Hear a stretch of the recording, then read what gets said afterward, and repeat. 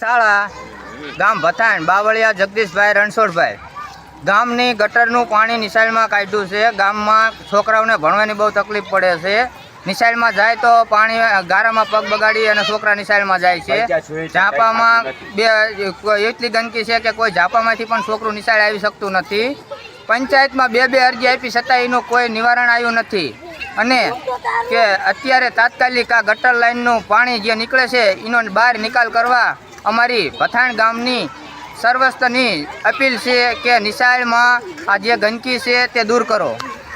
લીંબડી તાલુકાનું ભથાણ પ્રાથમિક શાળા ગામ ભથાણ તાલુકો લીંબડી જિલ્લો સુરેન્દ્રનગર ભથાણિયા અબ્દુલભાઈ હસમભાઈ મારું નામ છે।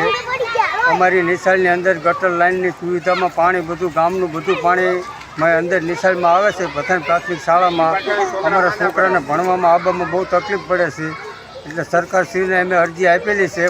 લીંબડી તાલુકામાં અને સુરેન્દ્રનગર જિલ્લામાં બે જગ્યાએ અમે અરજી આપેલી છે પણ કોઈ સુવિધા અમને સરકારશ્રી સિવાય અમને કોઈ અપીલ મળી નથી। અમારી નમ્ર વિનંતી છે, અમારા છોકરા પણ બીમાર થાય છે, મચ્છર બહુ થાય છે પણ પ્રાથમિક શાળાના મેદાનની અંદર ખડે પણ બહુ છે અને હાલવા ચાલવામાં બહુ તકલીફ પડે છે। છોકરા બીમાર પડે છે, ગમે એના છોકરા ભણતા હોય, મારા હોય કે તમારા હોય, યોગ્ય નિકાલ કરવા અમારી નમ્ર વિનંતી સરકારશ્રીને અપીલ કરવા માગું છું। ભથાણિયા અબ્દુલભાઈ હસમભાઈ મારું નામ છે। તાલુકો લીંબડી જિલ્લો સુરેન્દ્રનગર નામ બળદેવભાઈ વૈશ્રામભાઈ કાયલિયા।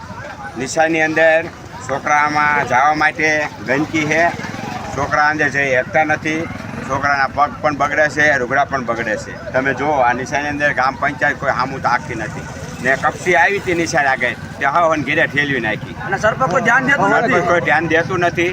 હવના ઘેરે ડમ્ફર આવે છે તાલુકામાં તે હવના ઘેરે નાખી દે છે, સભ્યો સરી નાખે છે, સરપંચ એના ઘેરે નાખે, સભ્યો એના ઘેરે અને એ કંઈ આવ્યું જ નથી, બધા રોડા એના ઘેરે પલીને પૂછી।